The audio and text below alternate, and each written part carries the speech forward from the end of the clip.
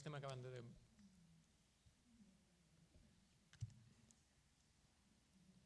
Si no vull presentant-lo? Sí, perfectament. Vale.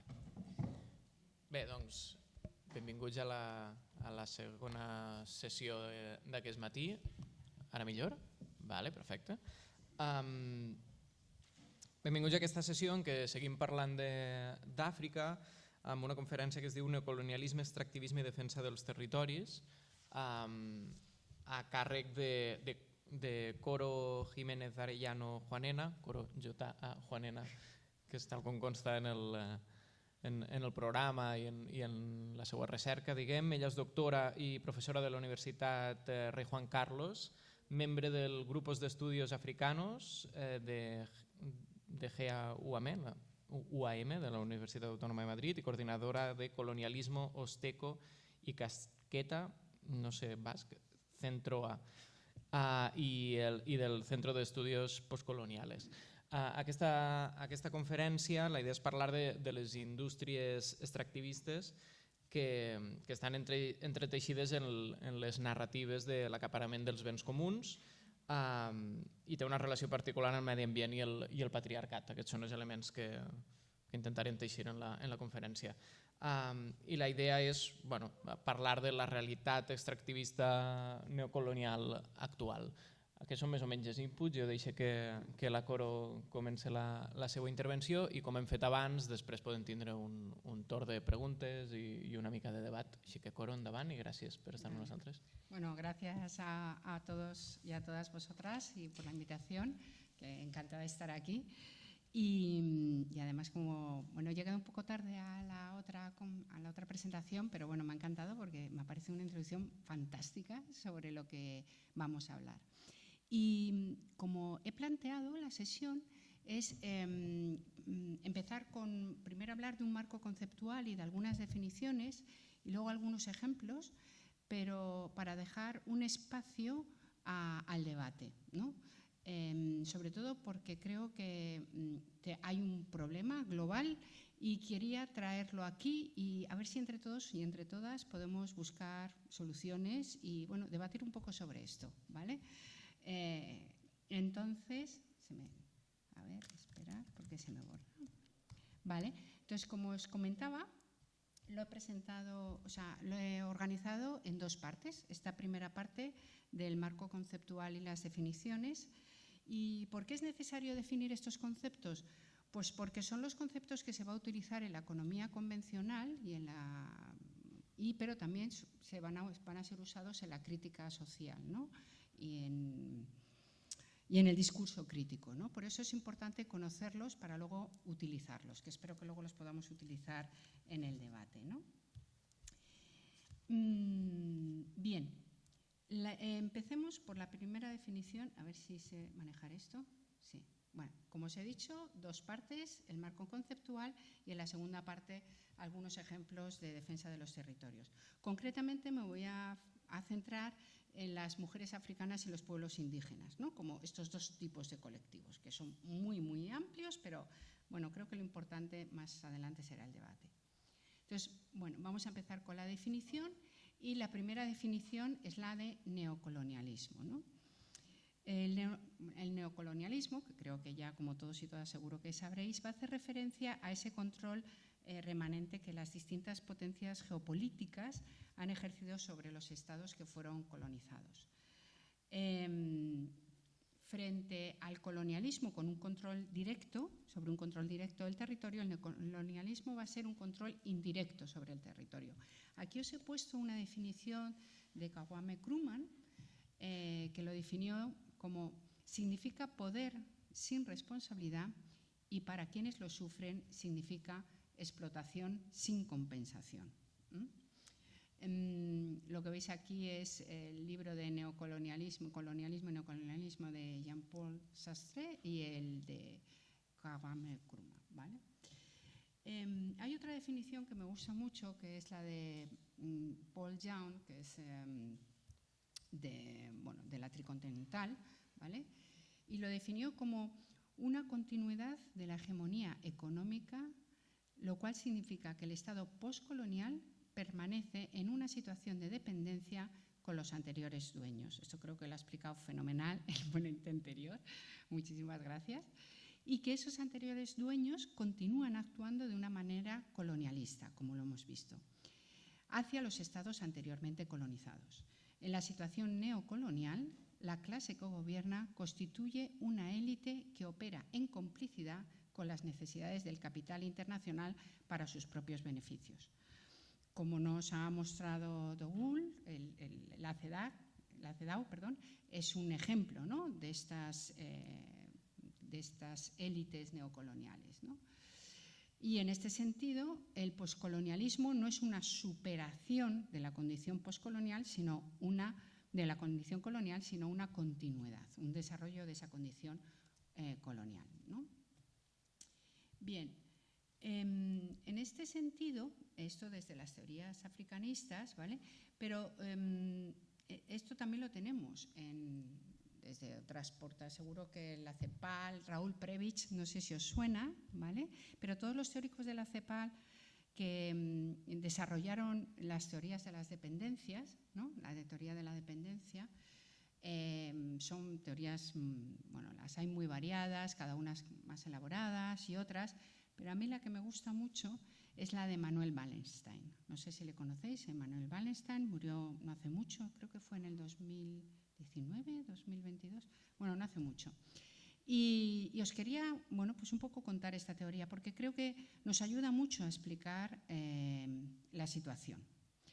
Manuel Wallenstein defendía en su teoría del sistema mundo capitalista que el objeto de análisis no eran los estados, ¿vale? En las relaciones internacionales el objeto de análisis son los estados, pero Wallenstein defendió que el objeto de análisis no son los estados nacionales, sino los sistemas mundo. Y los sistemas mundo, han existido 3 tipos de sistemas mundo hasta ahora, a lo largo de la historia. Los minisistemas mundo, que pueden ser las poblaciones indígenas, por ejemplo, que hablaremos de ellas, y los sistemas mundos, de los cuales se han dado de 2 maneras, las economías mundo y los imperios mundo. Ejemplos de imperio mundo pues puede ser el imperio asirio, el imperio romano, ¿vale? Y el sistema mundo moderno, que es el que en el que vivimos hoy en día, es el que está basado en la economía mundo capitalista. Y este sistema se originó con el descubrimiento de América en Europa en el siglo XVI. Es decir, para Wallenstein la globalización comenzó con el descubrimiento de América. Normalmente cuando entendemos globalización entendemos como un concepto como muy actual, que ha comenzado hace poco y tal, ¿no? Y a raíz de ahí se extendió en todo el globo. Seguro, a lo mejor a algunos y algunas de vosotras os suena Aníbal Quijano. ¿Os suena Aníbal Quijano? Bueno, porque Aníbal Quijano también va, continuando con las teorías de Wallenstein, va a defender que a raíz del descubrimiento de América se realizó una división internacional del trabajo y va a tratar un tema que se le llama la colonialidad del poder, ¿no?, en función de esto. Pero lo que nos va a interesar también de la teoría de Wallenstein, del sistema mundo actual, la economía mundo capitalista, que se comienza a construir con el descubrimiento de América, ¿vale?, es que, a diferencia de otros sistemas mundo, el sistema mundo capitalista, y le voy a leer a él, porque creo que siempre me gusta más citar la fuente, dice: no es la búsqueda de ganancias. En todas partes del mundo, a través de 10.000 años de historia, se puede hallar individuos, firmas, etc., que buscan más ganancias. El capitalismo es un sistema en que la prioridad esencial es la acumulación incesante de capital. Es decir, en todas las culturas puede haber alguien que busque pues, más ganancias que los demás, etc. Pero la cuestión no es esa. Lo que va a diferenciar al sistema, a la economía mundo capitalista, es que el fin último es la acumulación de capital, la acumulación incesante de capital. Veo que aquí... A ver, esperar. Se ha cortado. ¿Se ha cortado? No. El cartel. Sí, se ha cortado el cartel, sí, efectivamente. Si no, ciérralo y puedes hacer la letra más pequeña. Bueno, si no os lo leo porque es poquito, lo tengo aquí. Entonces, os lo voy a leer desde aquí, ¿vale? No es que todo el mundo busque ganancias, pero los que la buscan son sostenidos por el sistema. Es decir, el sistema sostiene la búsqueda de ganancias. Y es únicamente el sistema mundo moderno donde esta prioridad de la acumulación de capital existe. No hay otra lógica de capitalismo que la acumulación por sí. O sea, se acumula por acumular.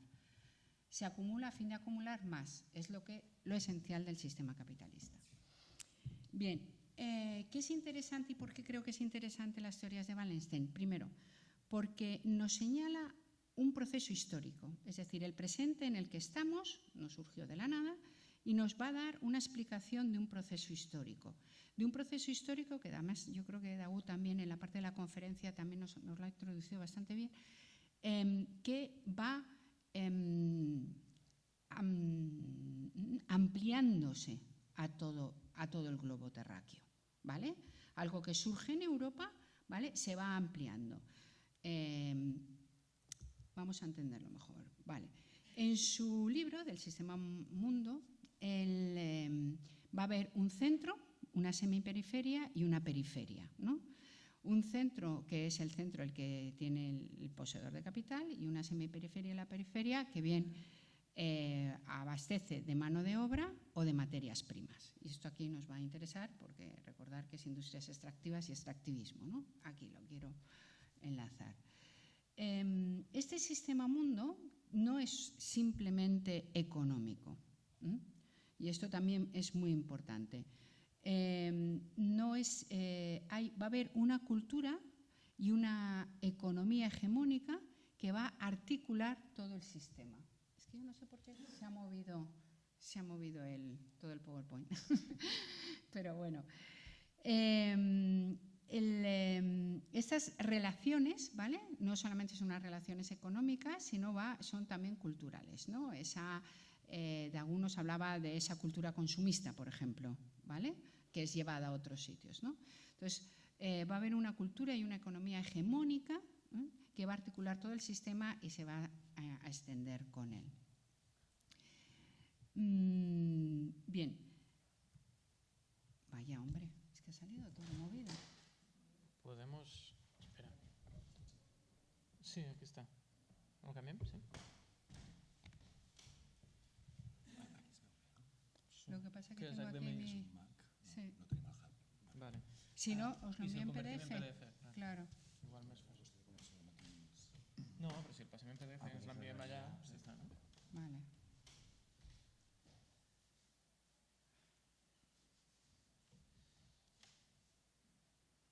¿A quién lo envío? ¿Cómo es? Uepa, dos jotes, no?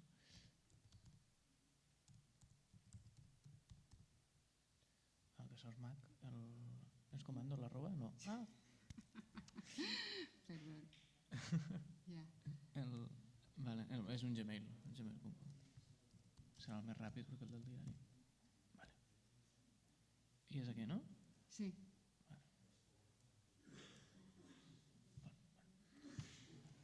Vale. Bueno.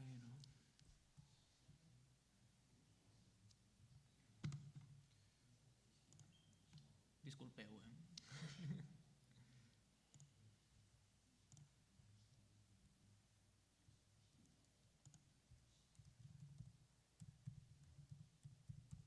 Bueno, de todas formas, mientras os voy contando cositas.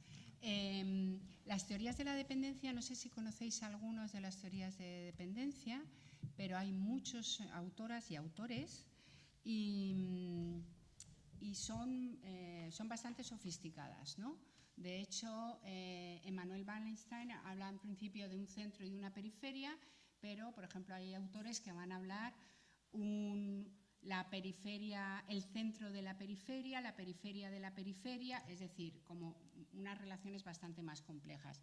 En cualquier caso, todas van a hacer referencia a un centro que es el que posee el capital y que tiene la tecnología y el conocimiento y capital, y luego, en función ya de las teorías, pues unos abastecen de mano de obra y sobre todo del tema de los recursos naturales.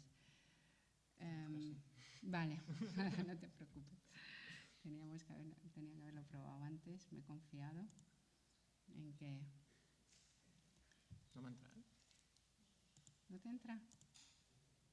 Bueno, si quieres, no te preocupes. A ver si porque lo hemos puesto mal en mi correo. Mira que... Julio, donant-me faena, ¿eh? Mira, si quieres vamos a hacer una cosa, espérate un momento. Vamos a ver si... ¿Dónde está? Es que... Ah, vale. A ver si hay muchas diferencias y ya está. És que se l'han passat en PDF perquè es veia desconfigurat. Mira, yo creo que está bien, déjalo. Mira, ¿Sí?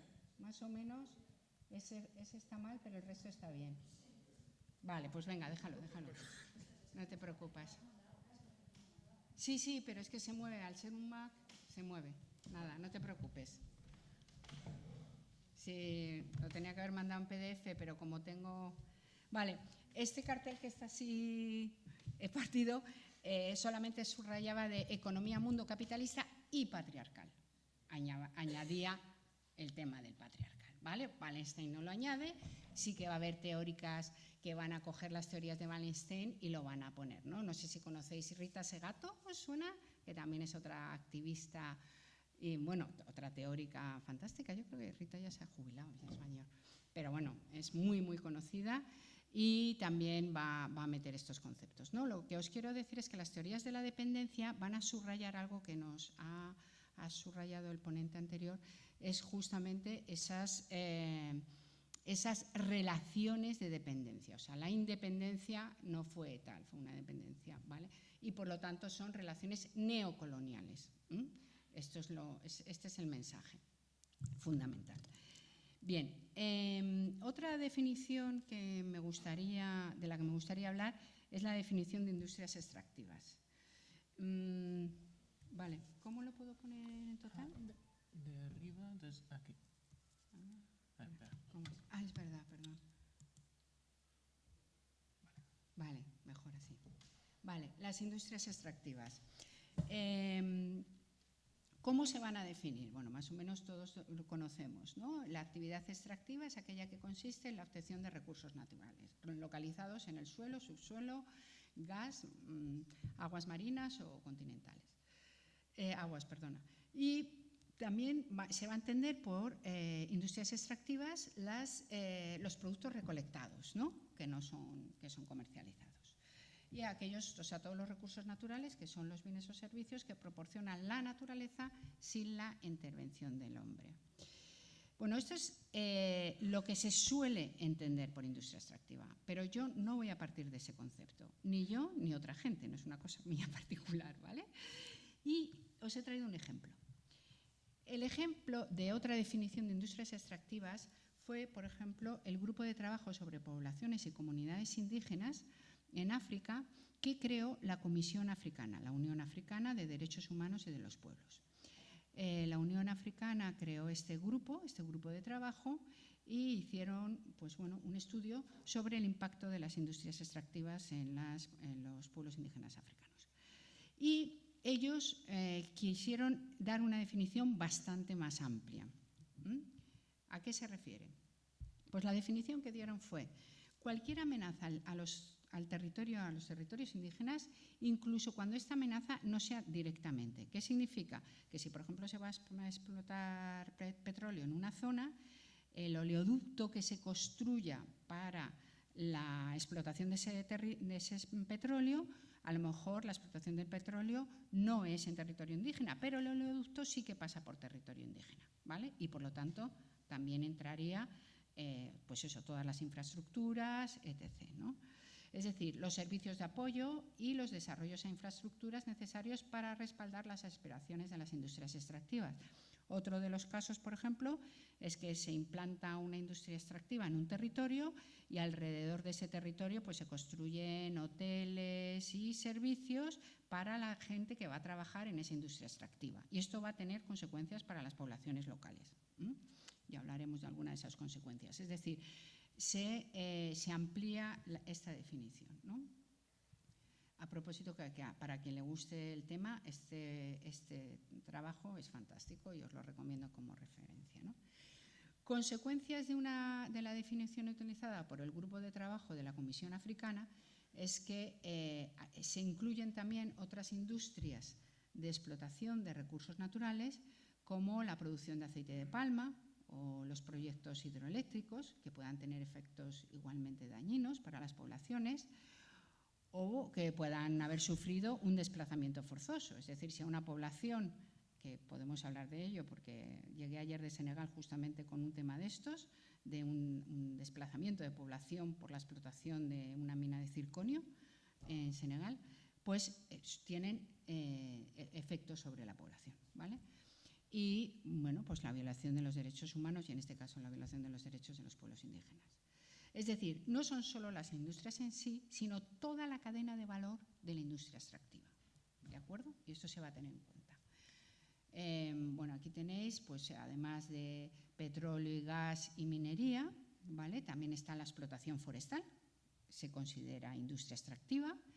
La caza comercial es industria extractiva, y hablo de esto porque otra de las cuestiones que van a sufrir, por ejemplo, los pueblos indígenas en muchos estados africanos son las reservas de caza. Esas reservas de caza que se les impide a ellos cazar para que luego vayan alguna gente de la aristocracia europea, y no digo quién, a cazar a África, por ejemplo, ¿vale? Pues la caza comercial en este sentido también es una industria extractiva, ¿de acuerdo? Los biocombustibles, la cría de ganado extensiva o la agroindustria que fue importantísima, ¿no? en los temas en África, ¿no? Ha sido con el té, el café, el algodón, el azúcar, sobre todo porque ha sido para la exportación, no ha sido para el consumo de las poblaciones, sino para la exportación, en esas relaciones neocoloniales de las que hemos hablado y que también luego nos ha hablado. Incluso la conservación de la biodiversidad. Y me diréis, Coro, ¿con la conservación de la biodiversidad también es una industria extractiva? Pues porque un conservadurismo mal entendido, lo que me gusta llamarle colonialismo verde, implica, por ejemplo, la expulsión de las poblaciones locales para mantener el territorio, por ejemplo, por las reservas verdes. Bueno, esto si queréis podemos seguir entrando. Y bueno, aquí ha sido un fallo, pero os lo leo.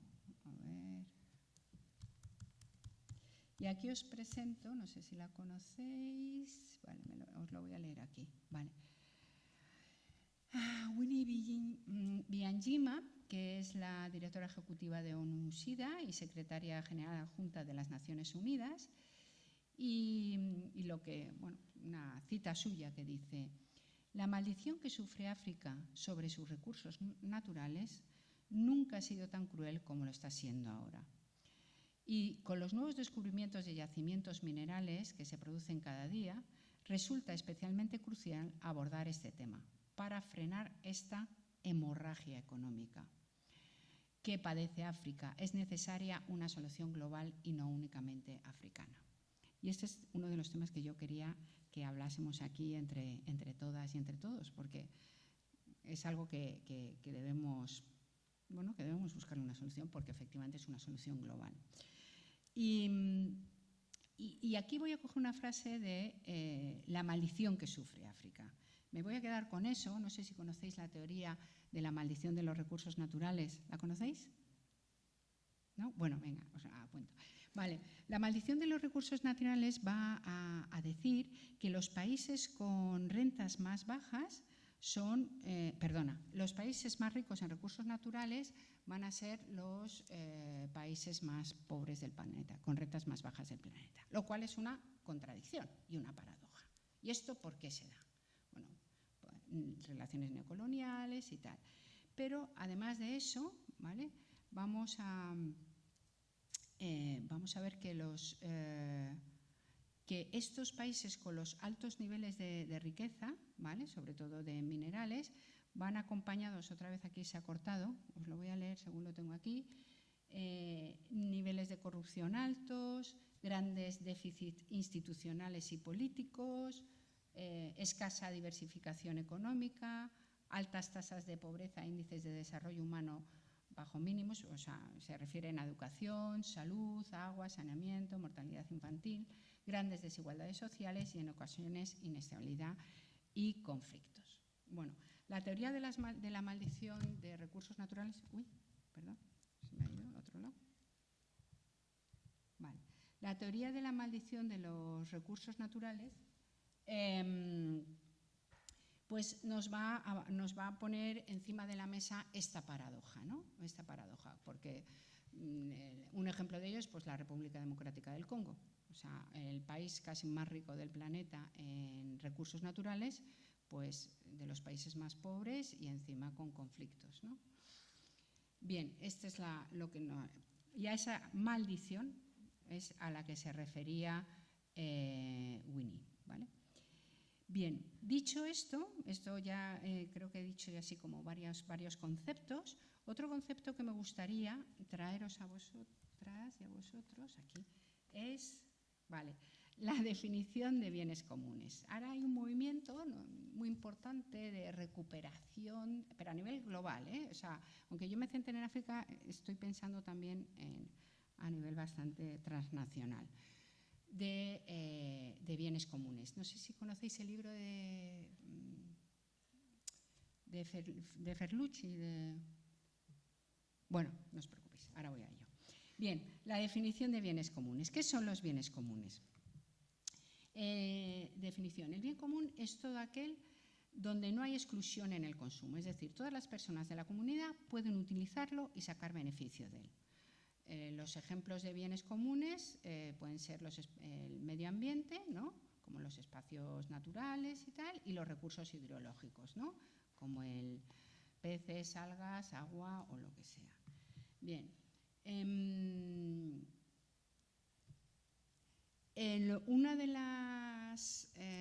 los teóricos en contra de la teoría esta de los bienes comunes va a ser la tragedia de los comunes. No sé si conocéis este concepto de la tragedia de los comunes, que va a decir que la tragedia de los comunes describe una situación en la que los individuos, motivados solo por su interés personal, van a acabar sobreexplotando un recurso limitado por lo que comparten. Es decir, la tragedia de los comunes va a defender que no es posible el mantenimiento de bienes comunales porque, como todo se basa en que cada uno buscamos el máximo beneficio, pues lo que va a haber es una sobreexplotación de esos bienes comunes y al final van a desaparecer. Eso es lo que se llama la tragedia de los comunes.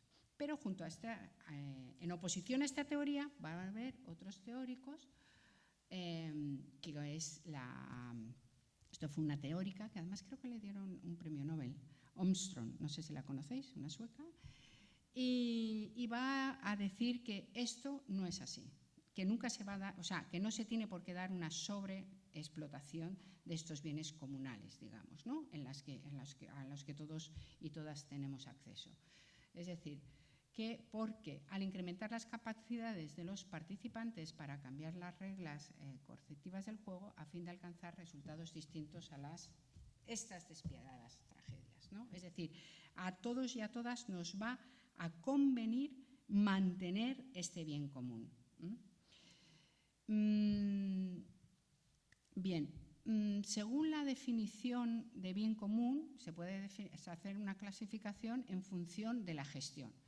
Está la gestión privada, son los bienes privados, está la gestión comunal, que son los bienes comunes, y la gestión gubernamental, que serían los bienes públicos, lo que entendemos por bienes públicos, porque bienes públicos y bienes comunes son diferentes, ¿vale? ¿Y en qué se diferencian? Bien, el bien común es de acceso universal, es de gestión democrática y cuyo uso se sostiene en el tiempo y la titularidad es colectiva. Y por lo tanto un bien común no es un bien privado ni un bien público. Es porque el bien público lo gestiona el Estado, ¿vale? En el bien común no está gestionado por el Estado. Esta diferenciación es importante puesto que la propiedad privada se basa en la capacidad de unos individuos frente a otros de excluir el uso o del beneficio de unos determinados recursos, ¿no? Mientras que la pública pues, es en la gestión de los gobiernos. Bien, En Naciones Unidas, ahora hay un proyecto por el futuro en común, ¿vale? Bueno, pero va a diferenciar aquellos bienes públicos globales y bienes comunes globales. Si vemos el círculo que tenéis aquí, a ver, sí, vale. Lo que veréis es que hay unos bienes públicos globales, ¿vale? Que es, por ejemplo, la salud mundial, eso lo vimos con el tema del COVID, por ejemplo, la información, la economía mundial, un planeta sano, ciencia, paz, la paz mundial, el patrimonio digital y otros, ¿no? Y dentro de estos hay unos bienes comunes globales, esos son bienes públicos globales, ¿no? ¿Por qué son públicos? Porque hay que suministrarlos, no existen de por sí, hay que suministrarlos. Mientras que los bienes comunes globales existen de por sí, son los que existen ¿vale? Y es, por ejemplo, pues alta mar, la atmósfera, la Antártida, el espacio ultraterrestre o más, ¿no? Y estos son los que hay que proteger. Esto es como una diferenciación, ¿no? O sea, los bienes comunes globales hay que protegerlos, los bienes públicos globales hay que suministrarlos. ¿Bien? Esto es como un poco conceptos, ¿no? Bien. Los bienes comunes globales no son solamente físicos, sino también son culturales, ¿de acuerdo? Y eso también es importante, ¿no? Una lengua es un bien común cultural, ¿vale? Ahora, por ejemplo, estamos en el decenio de lenguas indígenas, ¿vale? Y ya sabéis que se pierden muchísimas lenguas anualmente. Y bueno, creo que estamos en el segundo año de la década del decenio de lenguas de pueblos indígenas. Vale. Entonces también recursos naturales y también culturales, ¿no? Y estos recursos culturales que comparte toda la humanidad y se beneficia toda la humanidad, ¿no? En este sentido están, bueno, como hemos hablado antes, y se deben de proteger. Vale. Bien. Bien, y aquí vamos a Silvia Federici. ¿La conocéis? Sí, ¿verdad?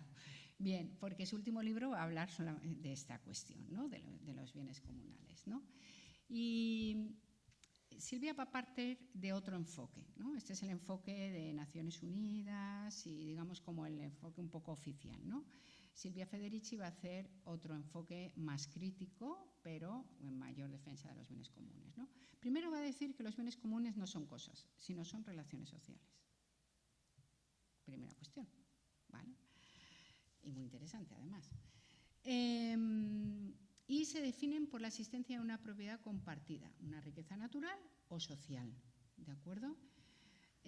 Para el uso de todos los comuneros o comuneras, estos no están en venta. Ningún bien común se puede vender, no está en venta, es decir, está fuera de las relaciones comerciales de compra y venta, digamos. El acceso es equitativo a los medios de producción y reproducción necesarios y debe ser el fundamento de toda la vida en común.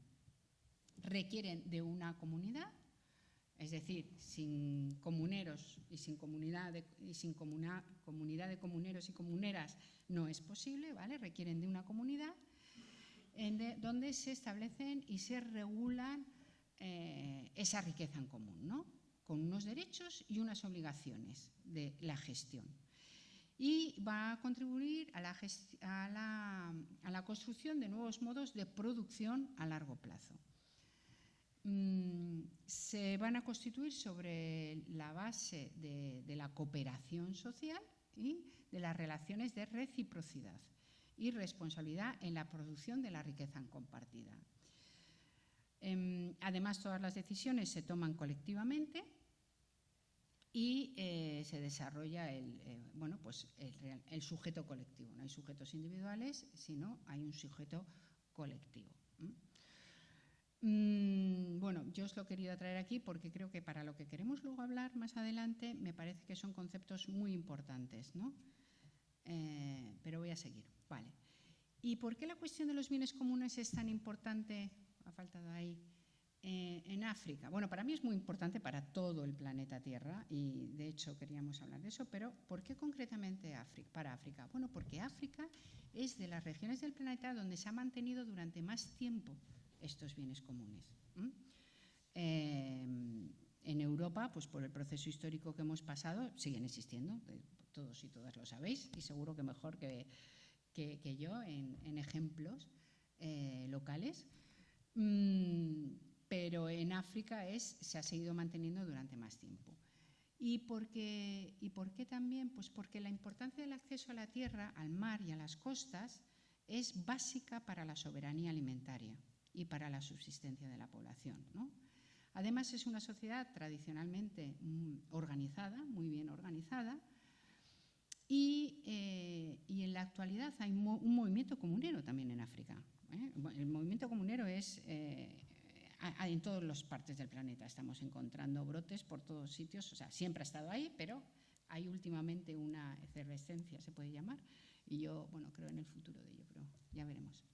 Y en la actualidad, bueno, pues pero ¿por qué se va a dar también, es importante en África? Porque como la gestión del Estado, el Estado no es muy fuerte, no hay una institución como es en Europa, que tenemos un Estado que es como un pulpo que hay a todas partes, en África no es así.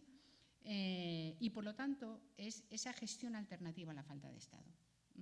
Y lo vamos a encontrar en esas comunidades locales más apartadas.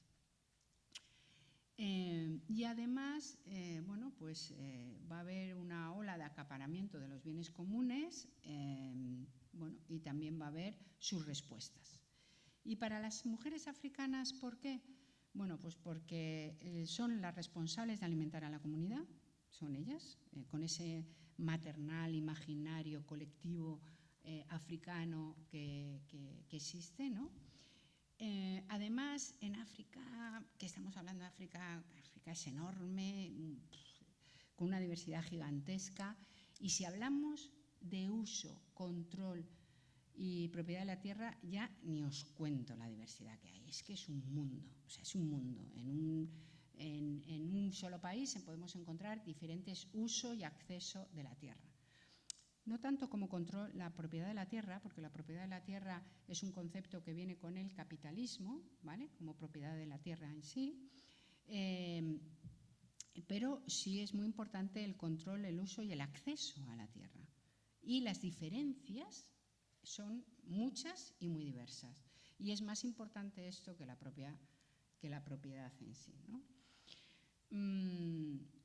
Luego, en estos procesos de privatización que se han dado desde la llegada del capitalismo en África, con bueno, desde que se llegó a Europa y dijo esta tierra es mía, porque como no es de nadie y aquí no vive nadie, porque como los que vivían allí no son nadie, pues esta tierra es mía, ¿no? Y se marcaron las fronteras y hubo un acaparamiento de tierras.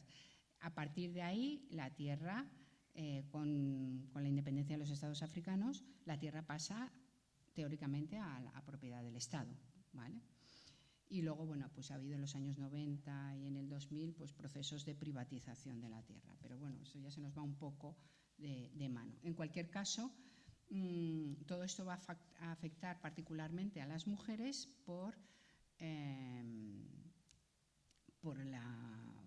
porque son las responsables sociológicamente, antropológicamente, en el imaginario colectivo. Y además, bueno, luego os cuento una anécdota sobre esto, ¿no? Bueno, os la cuento ahora. Estábamos en un poblado recogiendo información y resulta que en un pueblo de desplazados las mujeres se habían quedado sin hacer nada porque les habían quitado las huertas y se habían quedado sin poder hacer nada y se habían quedado sin su rol social. Y tanto los hombres como las mujeres, una cosa que repetían mucho es, los hombres decían, las mujeres están cansadas, y las mujeres decían, están cansadas. Es que estamos muy cansadas, pero no es que estuviesen cansadas de trabajar, estaban cansadas de no hacer nada, porque su rol principal en su comunidad lo habían perdido. Entonces, ya no, como les habían quitado las huertas, porque el gusano de circonio iba avanzando, no podían hacer nada. bueno, me llamó mucho la atención, ¿no? El decirlo, ¿no? Estamos cansadas de esta manera. Quiero decir que su rol dentro de la comunidad había desaparecido o había... ¿Y quién había pasado a trabajar las huertas? Los hombres. O sea, les habían quitado su rol social, ¿no? Bueno, esto solamente es una anécdota que os quería contar. Y estos procesos de privatización, pues procesos de discriminación, etc. Y aquí os dejo una cita que es: las mujeres deberían luchar por tener más tierra, no más leyes, ¿no? O sea, es decir, la importancia que tiene la tierra para las mujeres. Y aquí nos encontramos también con otra disyuntiva: el sistema legal tradicional local, que esto es muy típico, ¿no? Que se rige por otras normas, por las normas tradicionales locales, que son muy variadas, como os he dicho, y el sistema legal formal estatal, ¿no? Que es la burocracia weberiana, ¿no? Legal formal, ¿no? Que es el Estado, el que nosotros conocemos, ¿no? Y como esto pues entra muchas veces en contradicción y se tienen que, tienen que casar de alguna manera, o se intenta casar, ¿vale? Bien, no sé cómo voy de tiempo. ¿Cómo voy de tiempo? Un poco despistada. Son las 12:45. Vale. Un cuarto de hora, vale, un poquito más si quieres. Pero vale. no me... Luego os quiero hablar, de la definición de extractivismo. Voy a acelerar un poco. Definición de extractivismo, ¿no? ¿Qué es el extractivismo? Y aquí os he traído una definición de Eduardo Guidinas, que dice: es el estilo de desarrollo basado en la apropiación de la naturaleza.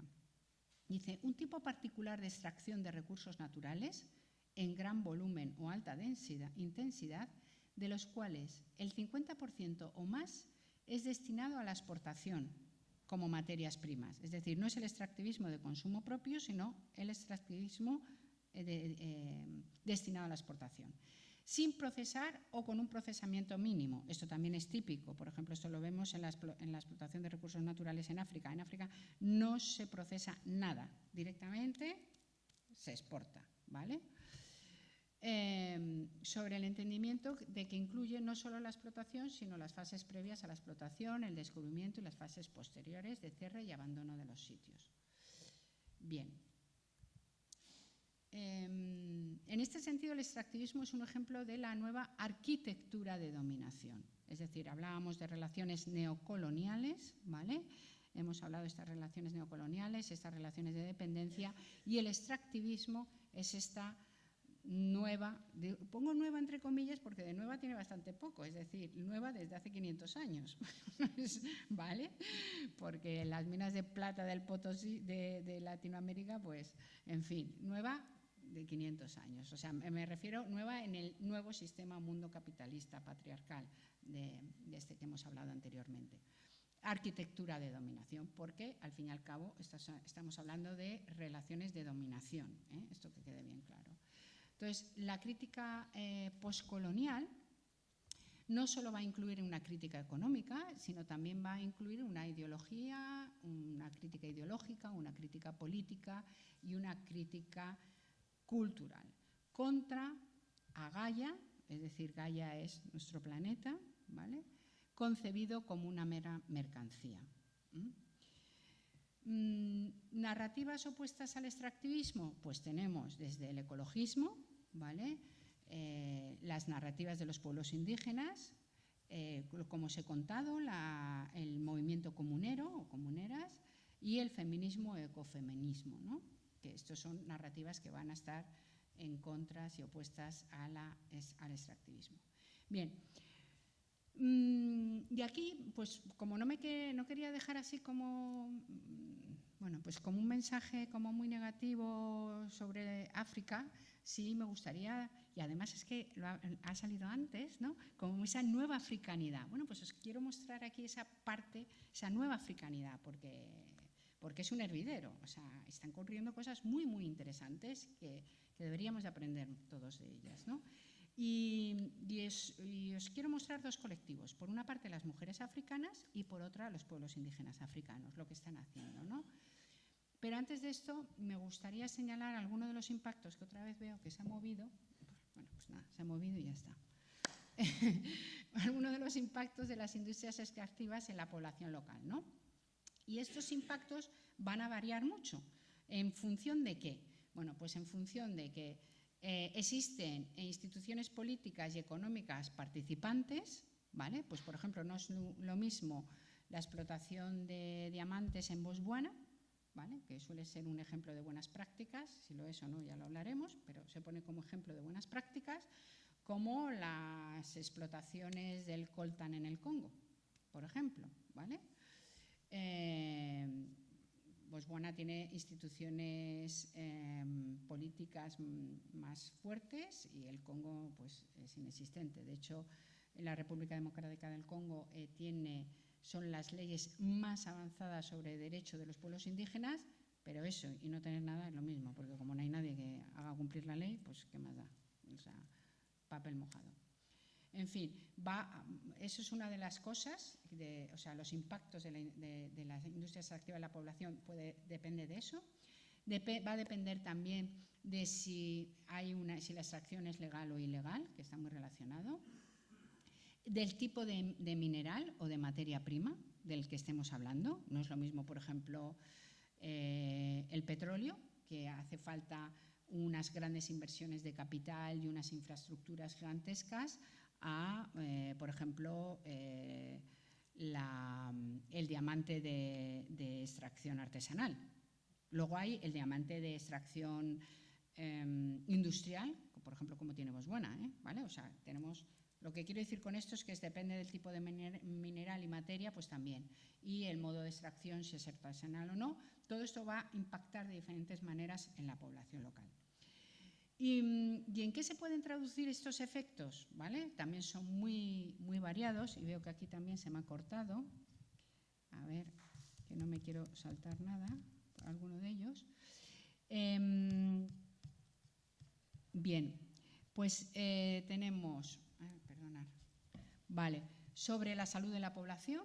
Toda industria extractiva va a suponer unos efectos sobre el medio ambiente y sobre la salud de la población, contaminación del agua, contaminación del medio ambiente, expulsión de territorios tradicionales de recursos naturales, pues por ejemplo, de donde acabo de venir, pues las mujeres conseguían la leña del entorno del territorio para la cocina. Al ser expulsadas a masa en Peuls, que vivían de lo más dispersos, se les había metido como una especie de gueto y todo el territorio que estaba alrededor de este pequeño gueto que habían montado, pues no era terreno suyo y no podían salir ni las ovejas ni las cabras a pastar ni podían recoger leña. Entonces, bueno, esto va a tener efectos. La explotación infantil, ¿vale? En las minas del coltan del Congo, pues hay muchísimos niños trabajando, seguro que ya habréis visto algo porque este caso es muy famoso. Alto riesgo laboral en muchas de las minerías, aumento de las desigualdades, altas tasas de pobreza. También, por ejemplo, hemos podido ver que allí donde viene la minería, las poblaciones locales pierden económicamente, pierden y son empobrecidas. Primero, porque se les hace más dependiente de esa economía capitalista y monetaria, mientras que antes tenían una economía mucho más local y de soberanía alimentaria, no tenían problemas de soberanía alimentaria, ¿vale? Pero bajo promesas de que se les va a contratar, pues muchas veces la empresa minera, pues muchas veces no se las contrata porque lo que hace falta son profesionales altamente cualificados y la población local pues no tiene alta cualificación en la explotación minera. Tan sencillo como eso. Altas tasas, aumento de la corrupción, allí donde hay una minería tal, ¿vale? Sobre todo cuando hay déficits institucionales y políticos. Aumento de la violencia de género, muchas veces, ¿vale? Porque además, como he comentado, la mujer pierde, hay un proceso de desempoderamiento de la mujer, porque digamos su rol como proveedora de alimentos deja de tenerlo y entonces, bueno, por ejemplo en África quien vende en los mercados suelen ser las mujeres, ¿no? Venden lo que recolectan de la huerta o o lo que hacen y tal son las mujeres, y ese es un ingreso monetario y eso les da pues cumplir un rol dentro de tu comunidad, pues como nos comentaban, ¿no? Estamos cansadas de qué, de no hacer nada, ¿no? O sea, aumento de conflictos, de todos es sabido, y sobre todo en África, y además creo que lo ha dicho Dagu, ¿no? Que justamente muchos conflictos interesan mantenerlos justamente para la explotación de esos recursos naturales a el norte global. Es decir, esta zona nos interesa mantener el conflicto porque así podemos hacer una explotación mejor y más barata de estos recursos naturales que si hubiese un gobierno fuerte y nos exige pues condiciones y tal, ¿no? Al fin y al cabo aquí pues si queremos montar una empresa donde vamos a contaminar, se nos van a exigir unas condiciones laborales y unas condiciones de no contaminación del medio ambiente que no se va a exigir en el sur global, ¿de acuerdo? Y por eso muchas veces dice pues vamos a deslocalizar la empresa y tal, eso ya es otro cantar. Y una contaminación ambiental y sus consecuencias sociales. Bien,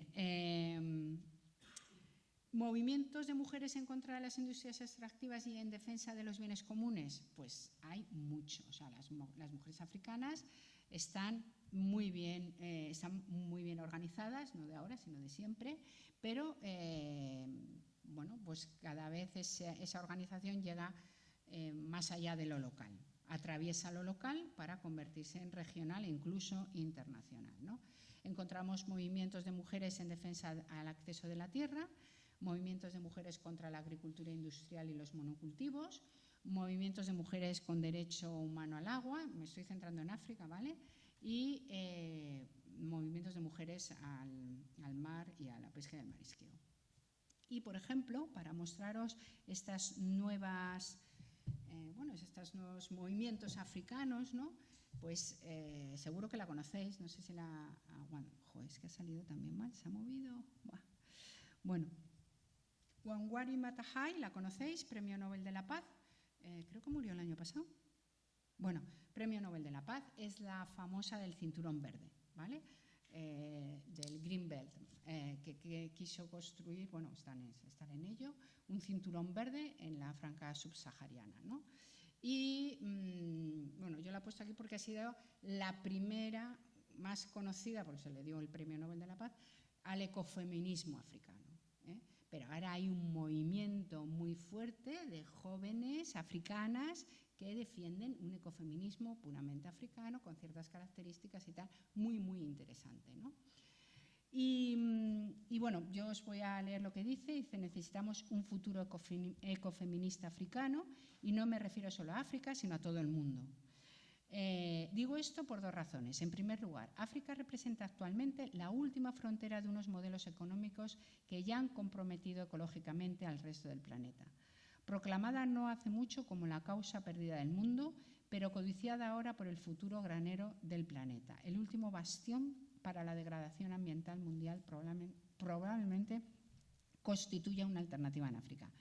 Y en segundo lugar, las activistas y feministas ya están en primera línea de la batalla por la sostenibilidad ecológica en el continente. Sus luchas diarias, su compromiso inquebrantable y su disposición para concebir un futuro radical en el que la justicia, la equidad y los derechos se conjuguen con la soberanía ambiental y tienen el potencial de salvarnos a todos, ¿no? Bueno, esto es un ejemplo para mostraros cómo en África se mueven, ¿no? Esta nueva africanidad también, ¿no? Aquí es un enlace que no sé, bueno, si pinchase ahí... Sí. No, pero con esto. Ah, perdona, es que no estoy acostumbrada al ratón. Es un enlace, por ejemplo, de una página web que es WOMI, que no es... veo. Tienes que cerrar la presentación. Bueno, no te preocupes, si no, si queréis os lo comparto, pero vamos, no, sí. Vale, no sé, es por no perder tiempo. Era esta, ¿no? Sí, vale. Ay, perdón. Bueno, Le voy a aceptar y ya está. Vale, WOMIN, esto es una asociación de asociaciones de mujeres africanas contra las industrias extractivas. Y hay por todas las partes de África, ¿no? Podéis ver aquí, son panafricanistas, ecofeministas y es una alianza de asociaciones, ¿no? Y bueno, solamente pues mostraroslas, ¿no? De estos movimientos. Luego, por otro lado, aquí estamos. Vale, otro de los movimientos que me gustaría mostraros también, a ver, aquí está, voy a volver así, es, se ha vuelto otra vez a mover, pero vamos, los movimientos de mujeres contra la agricultura industrial y contra los monocultivos, ¿no? Los monocultivos han hecho muchísimo daño en África, ¿vale? Y como os he comentado, las huertas son las que las cultivan las mujeres, es un trabajo de mujeres. De hecho, había una Esther Bishop, una antropóloga, que hablaba que el símbolo, el instrumento simbólico de la mujer africana era la azada, ¿no? La azada como el instrumento, por la huerta, ¿no? Por lo que representa. Entonces, hay movimientos de mujeres en toda África, los ejemplos son muchos, contra la agricultura industrial y los monocultivos. Y encontramos desde bancos de semillas comunitarios, como es el caso de Kiziba en Uganda, o la Asociación de Agricultoras Africanas ASES en Sudáfrica, por ejemplo, ¿vale? Es decir, extractivismos y feminismos en África van a estos ecofeminismos o feminismos en contra del extractivismo o mujeres africanas en contra del extractivismo van a estar en contra de ese cosificar la vida a favor de los comunes, ¿vale?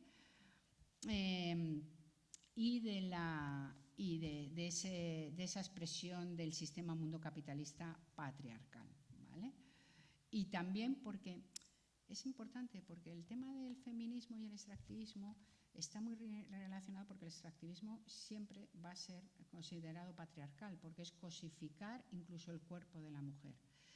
Y en muchas de las industrias extractivas incluso vamos a ver pues, prostitución, etc., ¿no? Porque es, digamos, como esa cosificación de la vida en general incluye también esa cosificación del cuerpo de la mujer, que va unido a mayor violencia y tal. Respecto a los pueblos indígenas, voy a tener que acelerar muchísimo, ¿verdad? Vale, sí. Pues venga, el extractivismo en los pueblos indígenas, solamente una frasecita que a mí me gusta mucho, es decir, la tierra no nos pertenece a nosotros, nosotros pertenecemos a la tierra. Es una manera totalmente diferente de ver las cosas, ¿no? Y aquí una cita de una tagua que dice: ustedes no deben olvidar que la vida de los pueblos indígenas depende del bosque. Para un pigmeo es una mala palabra, pero bueno, hablar de la explotación del bosque es hablar de reforzar la miseria y la pobreza. Ustedes deben aplicar estrategias para que los pueblos pigmeos no sean afectados por el sistema de este desarrollo. Me voy a saltar esto, ¿vale? Pero en cualquier caso sí que quiero mostraros que hay otras formas de estar en el mundo, que no es el mundo del sistema, el mundo capitalista patriarcal, en el que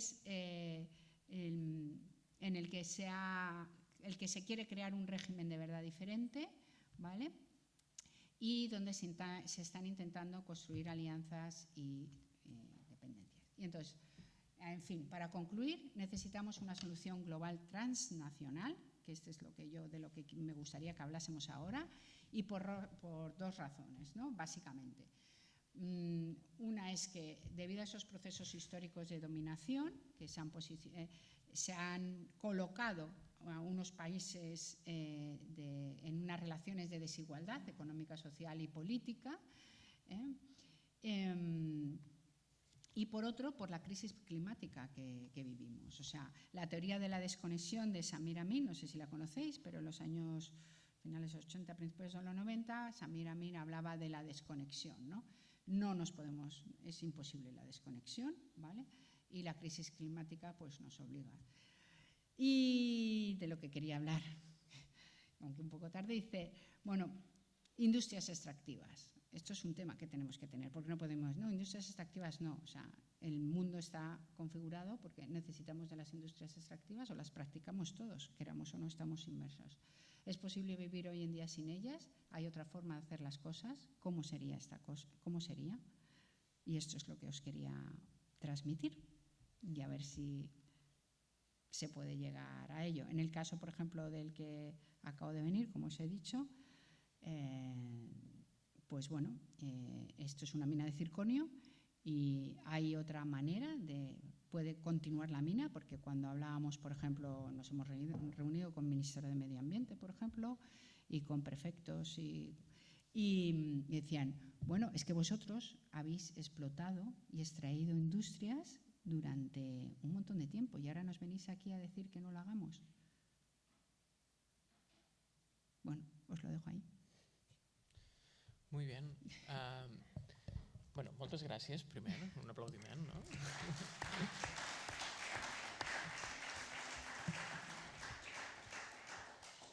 I encara que hem tingut problemes pel camí i tal, encara tenim una estona de debat i hi ha preguntes obertes, o sigui que fem aportacions. Hi ha una paraula allà al fons.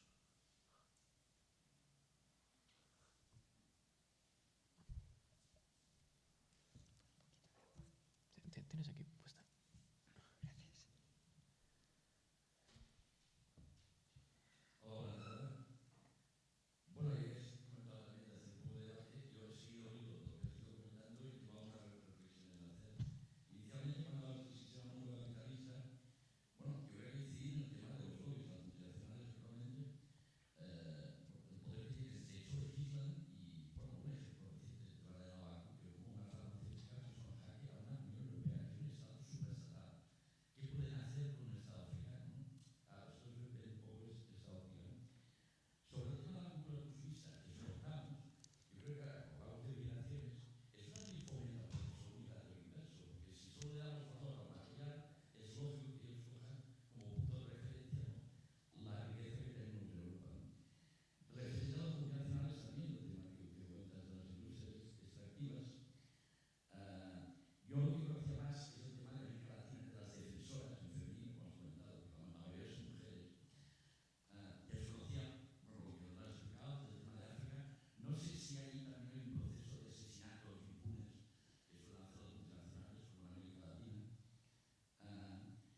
Referente al tema de las oligarquías, bueno, esto en relación a lo que os comentaba en el anterior, vemos como en todo el fenómeno el gobierno socialista fue derrocado. Hay un proceso de nacionalización que en principio protege esos bienes que comentas. Rápidamente pues hay una reacción, ¿no?, por parte de los poderes imperialistas que impide cualquier proceso de protección de esos bienes, ¿no? En principio, bueno, pues respecto a los bienes comunes que comentas, hablabas de la atmósfera, la Antártida, pero no los estamos protegiendo. Es evidente que hay una agresión, ¿no?, contra esos bienes comunes. Y respecto a los bienes públicos, estamos en un proceso de privatización. Nos lo comentaba también el presidente anteriormente, que Phil llega al gobierno de derecha y lo está privatizando todo, ¿no? Yo en principio lo único que te preguntaría es cómo ves este proceso, a dónde vamos. Esos movimientos alternativos que has ido describiendo últimamente, la última fase de tu charla, ¿crees que en principio tiene una posibilidad frente a ese poder? Tal vez con la reflexión que has hecho, dado que aparentemente vamos a un colapso, es decir, desde un punto de vista, esto es lo único, digamos, que podría forzar, ¿no?, un poco ese cambio necesario, ¿no? Gracias. Si hi ha alguna altra paraula l'acumulem i si no responem aquesta ara. Allà darrere? Vinga. Buenas tardes y enhorabuena por la ponencia, que me encantó mucho, especialmente por contextualizar, ¿no?, el papel de la mujer, porque hay una cierta percepción, ¿no?, de la mujer africana como alguien pasivo, ¿no?, mientras que en realidad el sistema extractivista patriarcal le ha quitado, ¿no?, su papel en la sociedad, convirtiéndola a una asistida permanente. Y eso de verdad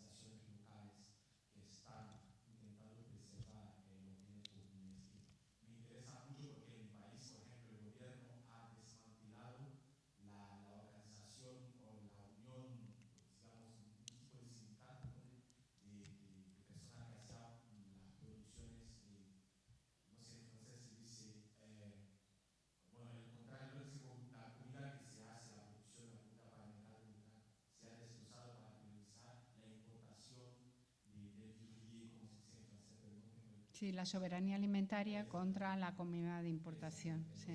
¿Cuál es la reacción de esos estados donde están estas con mucha agresión? Vale. ¿Os parece que primero conteste? Porque Sí. si no se me van Sí, a... sí, sí, sí. Hacemos Luego ya de se dos me en olvida. dos. Pues. Vale, si no os importa. Vale, a ver, al primero, respecto al tema de líderes ambientales asesinados, el caso no llega al caso de Latinoamérica. El caso de Latinoamérica está siendo brutal y, de hecho, hace no mucho, el año pasado, mataron a una compañera mía, tristemente. Pero efectivamente no llega tanto. No son perseguidos y perseguidas, pero bueno, también es que yo creo que hay menos cobertura de información sobre África, ¿no? Aquí siempre parece que nos llega más la información, pero en cualquier caso no. En fin. Luego me habías hablado de los bienes comunes y posibles alternativas. Pues efectivamente el poder es gigantesco, ¿no? Pero es que si no tienes fe en algo, apaga y vámonos, ¿no? Porque si no, qué tristeza, ¿no? Yo quiero creer que sí y me llena de alegría cuando lo veo, ¿no? De hecho, mañana mismo viajo a Ginebra, al mecanismo de expertos sobre derechos de los pueblos indígenas, que se reúnen allí todo el cónclave de pueblos indígenas. Y es gente que está luchando todos los días por esto. Entonces, pues hay que seguir luchando. No sé si se conseguirá algo, ¿no? Pero efectivamente el poder es brutal porque el sistema financiero, que esos fondos de inversión que obligan, son como los nuevos tiranos, ¿no? Y esas multinacionales, tú bien lo has dicho, son multinacionales que son países, o sea, y esto se hace, ¿no? Y el poder es gigantesco. Pero yo, como decía Foucault, donde hay poder hay resistencia. Y mientras que tengamos fuerzas y ganas, y yo creo que hay que tenerlas, pues ahí estamos. Por eso sí que creo que es importante que este movimiento en defensa de los bienes comunes, que es transnacional, que se está viendo a nivel transnacional, creo que tiene mucho futuro. Y sobre todo porque hay que plantearnos lo del tema del extractivismo, ¿no? O sea, porque luego está el otro movimiento, no a las extractivas en general, pero si es que estamos rodeados de extractivas, o sea, estos extractivas, o sea, todo lo que nos rodea es extractivas. Entonces no podemos decir no a las extractivas, lo que tenemos que es decir cómo, cuándo, dónde, por qué, tal, eso es lo que nos tenemos que plantear, ¿no? Y además, porque por todos y por todas y por todas las especies del planeta y por esto, ¿no? Bueno, esa es mi opinión, no hay una respuesta fácil. Y respecto a la pregunta de Dogao, que era que el tema de Botswana, ¿no? Me habías dicho si había... ¿Qué es lo que me querías preguntar? Si había una...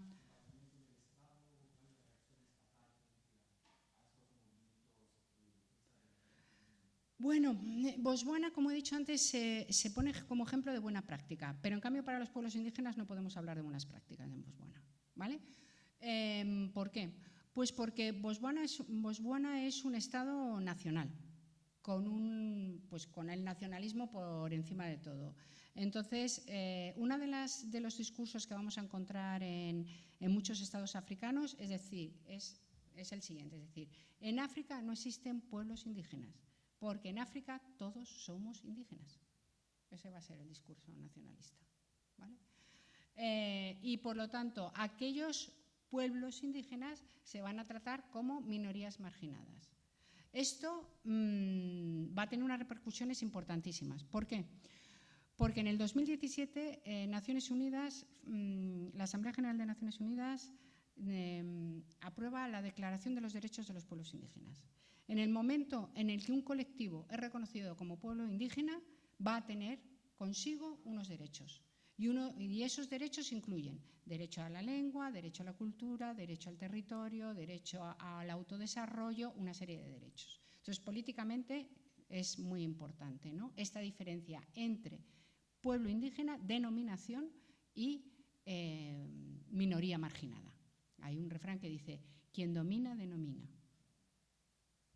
¿Vale? Es interesante, ¿no? yo te nombro a ti y en función de eso, bueno, eso es otra historia. Entonces, Botswana en ese sentido se pone como buenas prácticas de explotación de recursos naturales buena, porque hay bajos niveles de corrupción, hay unas políticas de salud, educación, etc. a nivel nacional, pero está basado en un sistema muy centralizado. Ahora han hecho ciertos cambios, porque están metiendo autoridades tradicionales, están metiendo algunos cambios, pero aún así. Entonces, bueno, es muy, muy relativo. Y al respecto, antes has nombrado tú la cuestión de Senegal y el cambio de gobierno en Senegal. Por ejemplo, una de las cosas que hemos visto, como la población ahora está muy entusiasmada con este nuevo gobierno, porque tiene muchas expectativas. El nuevo gobierno, pues bueno, va con una defensa más de los derechos de Senegal y con un discurso más nacionalista de defender los recursos naturales para Senegal y que no se los lleve Francia, etc. Pero, por otra parte, ya te digo, o sea, es decir, a nosotros no nos vengáis a decir porque si el medio ambiente o las poblaciones locales o lo que sea por la mina de circonio, porque vosotros habéis explotado medio planeta para enriqueceros y ahora nosotros tenemos que dejar de explotar nuestros recursos naturales. Un ejemplo de eso, que seguro que los conocéis, fue el Ecuador, cuando Ecuador dijo, vale, yo no exploto el petróleo en la Amazonía, pero entonces me pagáis, que la comunidad internacional me pague. Lo que yo voy a sacar de mi explotación del petróleo en la Amazonía, ¿no decís que la Amazonía es un pulmón del planeta? Vale, no la toco, pero ¿por qué se tiene que sacrificar mi país en obtener esta riqueza? Yo, que toda la comunidad internacional me pague por no explotar el petróleo. Si estamos hablando de que el planeta Tierra es nuestro bien en común, tendríamos que llegar a soluciones de estas. La comunidad internacional dijo, ni lo sueñes. Y Ecuador dijo, pues exploto petróleo. ¿Vale? Entonces, esto, como veis, es una cuestión bastante compleja y para mucho debate. ¿Cómo nos lo planteamos? Yo creo que cualquier punto de vista que nos lo planteemos desde el punto de vista nacional o local o individual, vamos a fallar. La única forma de plantear esto es, somos una comunidad global y desde aquí tenemos que buscar soluciones globales. Es mi punto de vista, no lo sé, ¿vale? Molt bé. Més paraules? Había por ahí, ¿no?, que querías preguntar algo. No? No sé si está buscando el micrófono. ¿No querías tú preguntar algo? Ah, vale. Sí. Aquí davant.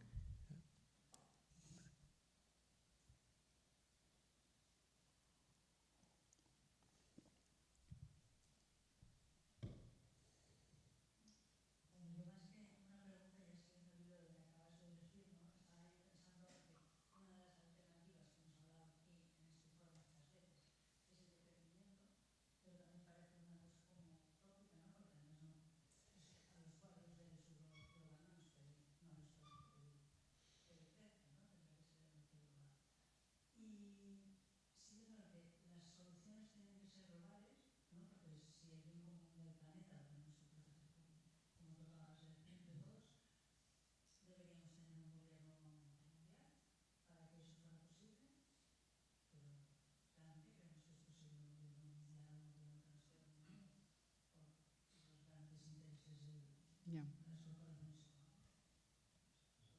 Sí, sí. Sí. Justo detrás. Una cosa, África desde luego es un terreno de disputa desde el inicio de la organización, ¿no? Y da la impresión de que sigue siendo un terreno de disputa y ahora es cada vez más complejo. Es decir, hay más actores, no está solamente lo que es la Europa Occidental, la parte de capital financiero, hay más actores en Europa en este momento, en África. En África. Y cuando digo esto pienso en Rusia, pienso en China. China. Y las prácticas me parecen a mí, yo no sé si las prácticas son distintas, pero el objetivo que están persiguiendo es exactamente el mismo, es decir, el extractivismo de los recursos que tiene África, ¿no? Ahora, no sé si hay una diferencia, eso por un